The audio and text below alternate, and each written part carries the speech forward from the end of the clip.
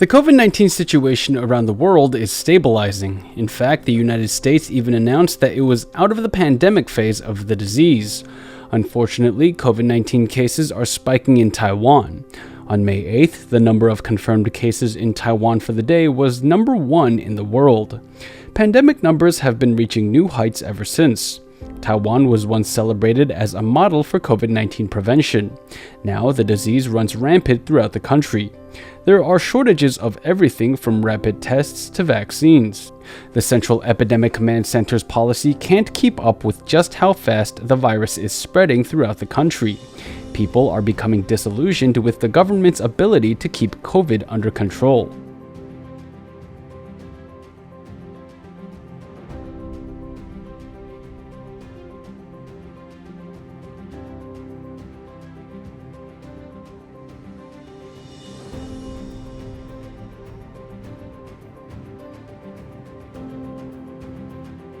Dr. Huan Si-lin once wrote, "When people begin questioning leaders' integrity, they can take away the power they granted those leaders."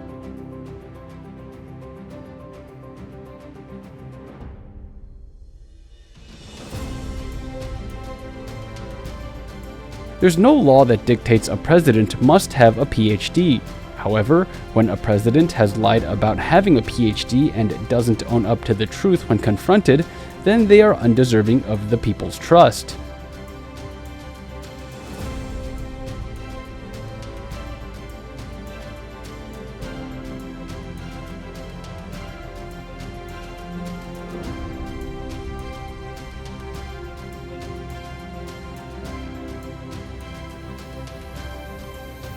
Taiwan's opposition parties and media have failed the country's democracy. ThesisGate is an unprecedented scandal in Taiwan's history. It's no longer about Tsai Ing-wen's academic dishonesty. ThesisGate has become the basis upon which reform must be made. There can be no compromise. We cannot give up.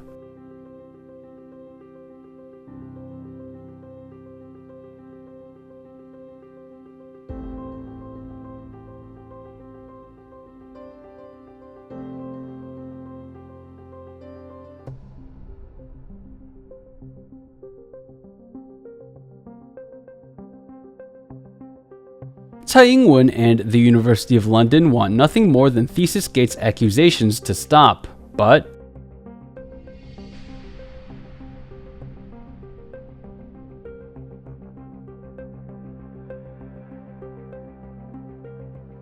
on May 16, 2022, another high-profile academic dishonesty case started playing out in the UK. Recent President-elect of the Philippines, Ferdinand Marcos Jr., was not as forthcoming about his Oxford education as once thought. Oxford University, when pressed about the matter through an FOIA inquiry, clearly said that Marcos Jr. did not obtain a philosophy degree from the school as he had claimed. The school said, according to our records, he did not complete his degree, but was awarded a special diploma in social studies in 1978.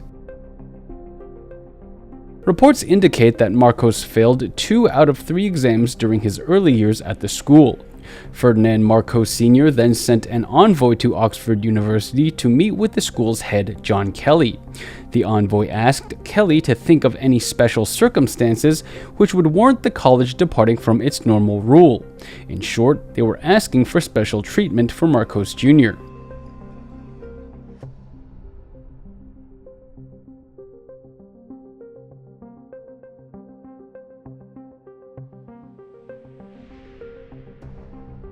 In the end, the school transferred Marcos Jr. to a social studies program where he was given his special diploma. The program has since been terminated.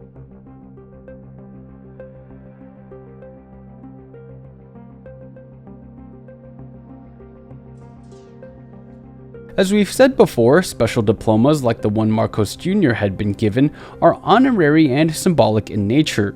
They're usually given to notable public figures and cannot act as a bona fide degree certificate from a school. Such a special diploma is very different from an actual degree.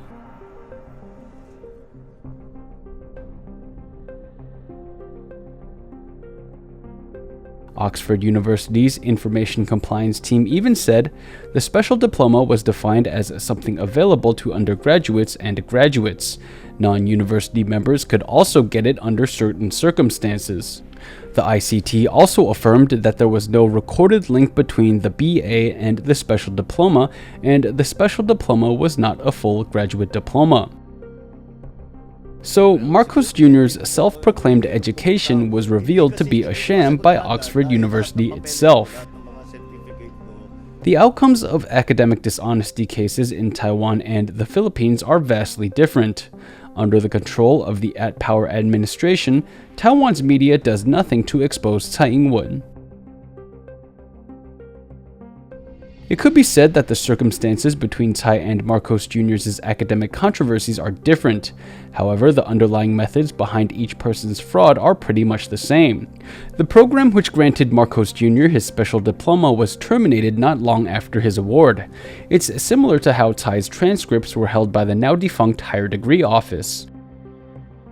Marcos Jr. couldn't pass his exams, so his father asked Oxford to think of any special circumstances which would warrant the college departing from its normal rule.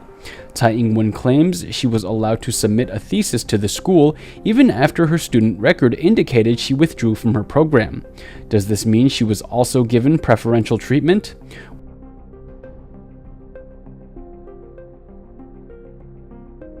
Were special diplomas a product of their time?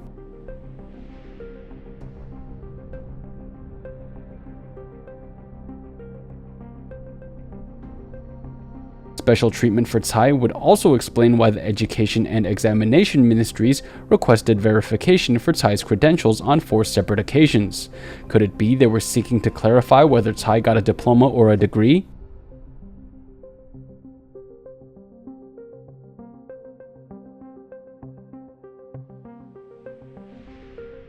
Oxford University assisted the ThesisGate movement in the lead-up to a pivotal UK hearing. Oxford University's actions will show the UK courts that the University of London and ICO have been covering for Tsai this entire time.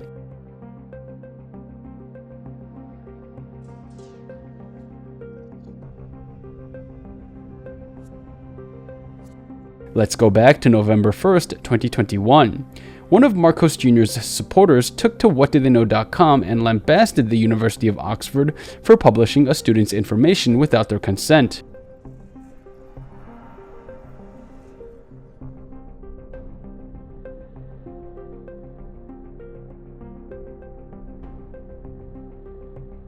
However, this is what Oxford had to say in response.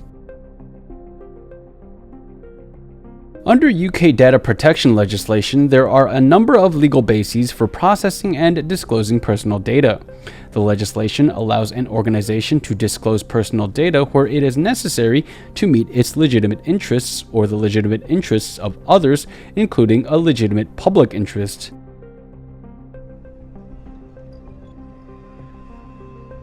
If an individual claims publicly to hold a degree or other qualification from Oxford, the university will respond to persons who ask us to confirm or clarify the authenticity of that claim. This is necessary in order to maintain public confidence in the quality of our academic awards. In addition, there is a strong and legitimate public interest in the disclosure of biographical information relating to candidates for election to political office, particularly so in cases of high office such as president. Oxford offered the user a 3-part rebuttal. Each part was equally vital. Furthermore, the same principles were the basis upon which Michael Richardson based his appeal. However, the University of London took a different course of action when it was confronted about Tsai Ing-wen's degree. In response to Richardson, the school said, "The university does consider that the information, which comprises part of a student record, is personal data. The legitimate interests of a third party do not outweigh the rights of the data subjects in the disclosure of further detail from the student's record. The University of London and Oxford took vastly different approaches to the same issue. We've already talked about how the University of London insists examiner names are Tsai Ing-wen's private information.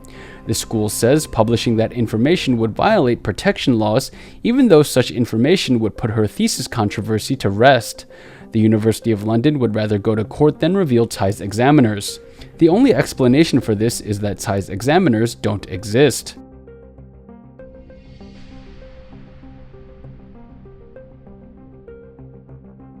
Investigators were able to find out who Shi Wei-chun's examiners were easily. The University of London is lying. Examiner names and viva dates are not private information. This puts the school in violation of the Freedom of Information Act.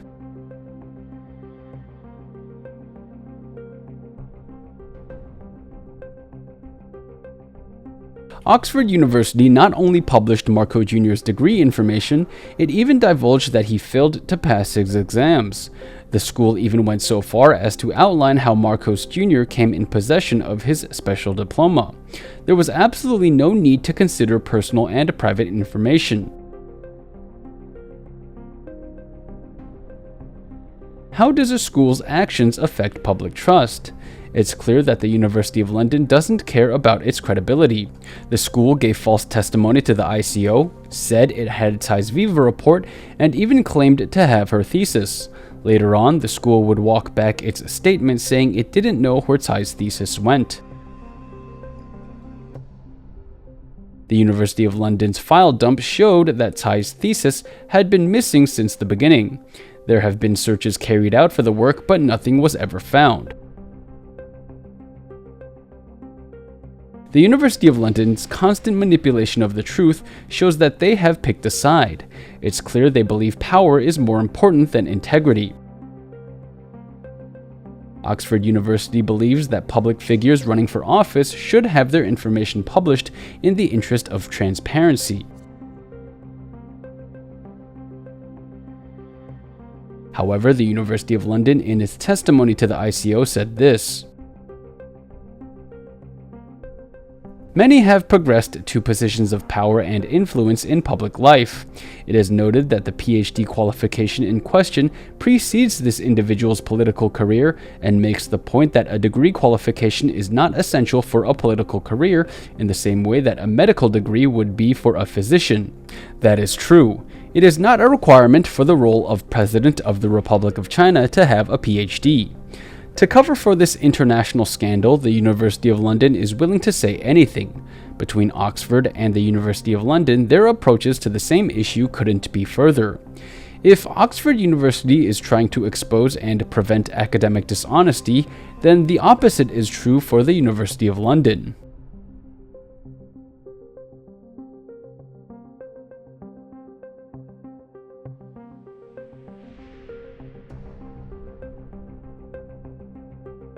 Marcos Jr.'s case is actually telling of how schools operated back in those times.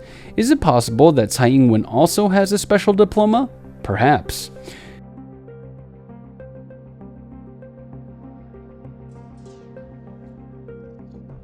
好了，用我的例子来讲，我呢，刚毕业的时候，各位都知道我是伦敦政经学院毕业的哦。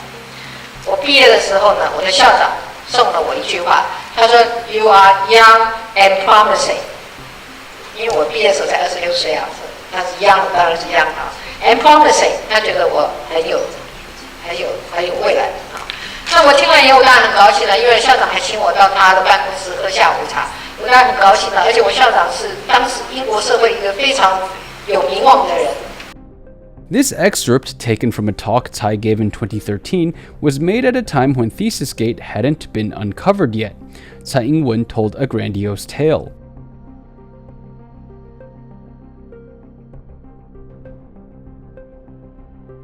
First, she said she graduated when she was 26. That would have meant she completed her degree in 1982. Coincidentally, Tsai's student record indicated she withdrew from her course on October 11, 1982.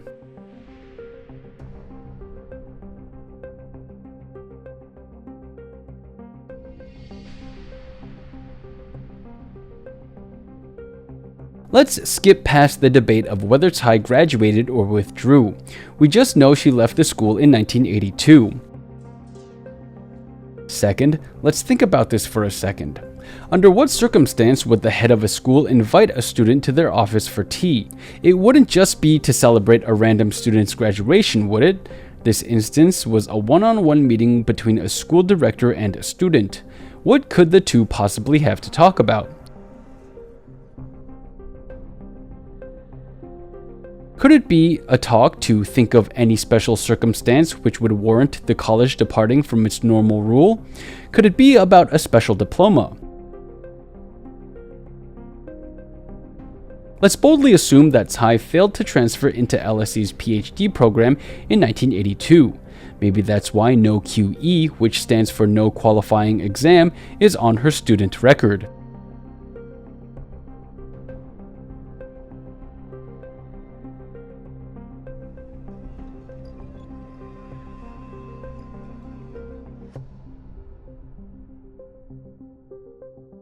Perhaps Tsai felt like she couldn't pass a re-examination, so she paid the director a visit.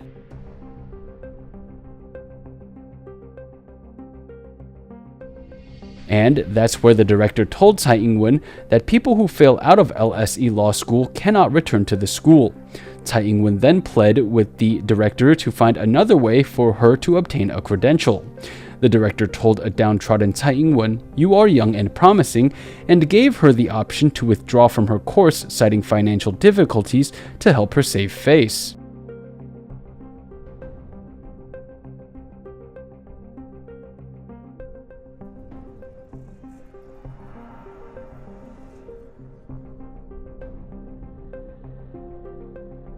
Then, the school gave Tsai a special diploma to prove she had at least been to LSE.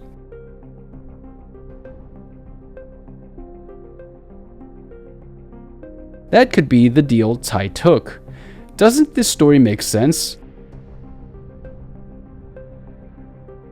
It also explains why Taiwan's examination ministry would follow up with Tsai's education as late as 1987.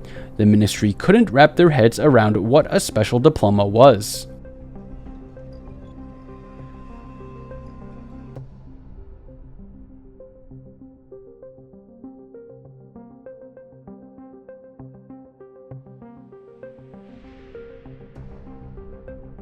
Marcos Jr.'s story at Oxford gave us more perspectives to ponder on. However, the idea that Tsai received a consolation prize has been floating around within ThesisGate for 3 years now. Marcos failed his exams in 1976 and got his special diploma in 1978.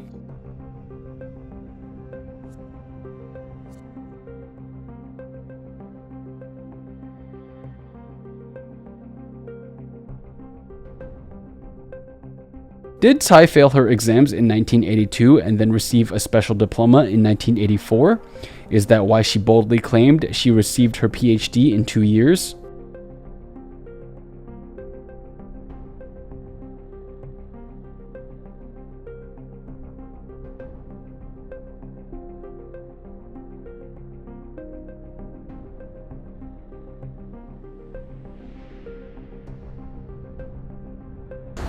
这个大概是有史以来伦敦政经学院最令人惊奇的这个博士论文考试。然后最后他们决定给我1.5个学位。好，那好，我就以为我已经拿到学位，结果我又等了半年才拿到证书。就是这个英国人的这种速度哦，我就不知道为什么我那么快写完论文，但是他们要我等1年以后才拿到我的证书哦。Look carefully. How could a diploma not even have a seal? How could this typewritten diploma pass for anything legitimate? This is an affront to academia, but it makes sense that there would only be one copy of a special diploma.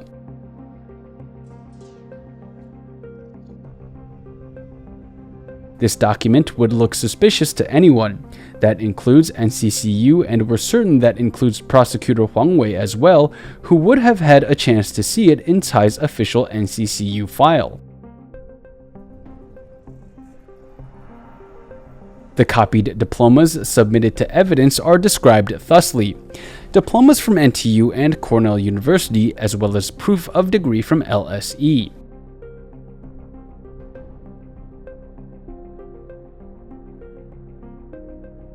Why are the documents from NTU and Cornell described as diplomas, while LSE's document is called a proof of degree?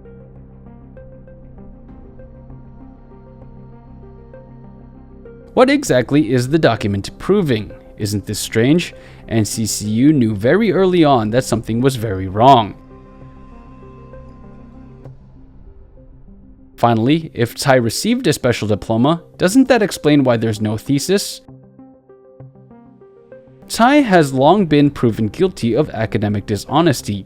With or without a special diploma, Professor He Defun's work has thoroughly exposed Tsai for the fraud she is. No matter what the University of London says or does, it cannot change what happened.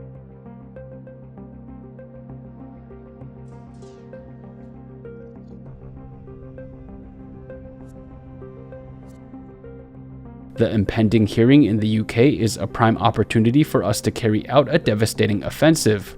Michael Richardson is preparing himself thoroughly. With Shi Wei-Tren's Freedom of Information Act case and the Marcos Jr. scandal, Richardson is ready to blow Tsai's scheme to pieces. Come the time, we will cover the hearing. We will also submit our stories to UK publications and spread awareness about this body of lies.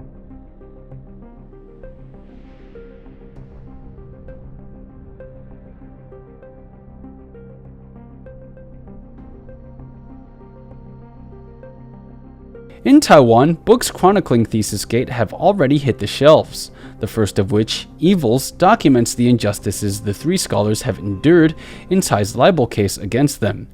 Within the pages of the books are countless reasons why Taiwanese society should fear the demise of its democracy and why no one should trust the justice system.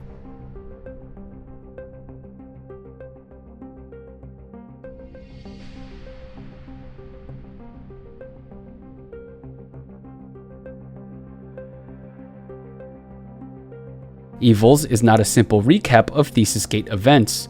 It is a vehicle to kickstart revolution in Taiwan. Taiwan's judicial system has long lacked watchdog mechanisms, which has led it to become corrupt.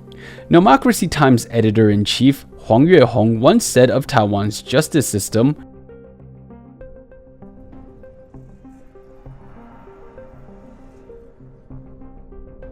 "When media outlets report on court decisions, they're like ghosts.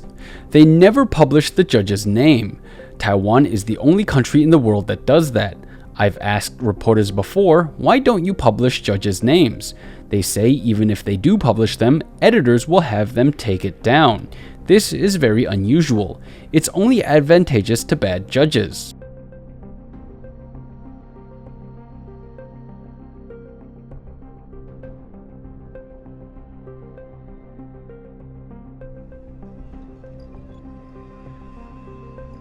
Evils is a book that not only names judges, but it also holds judges accountable for their bad decisions. Evils is an open letter of defiance to Taiwan's judicial system. It dares to correct judges, and we will relish to see how these supposed agents of justice stand up to scrutiny.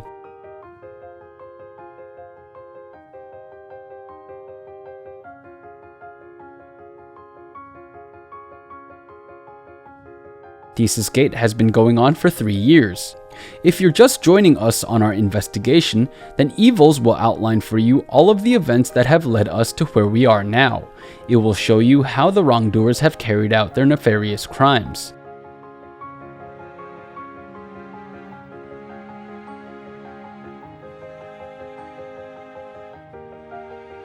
ThesisGate is now in the darkness before the dawn. Join us and enjoy the sunrise.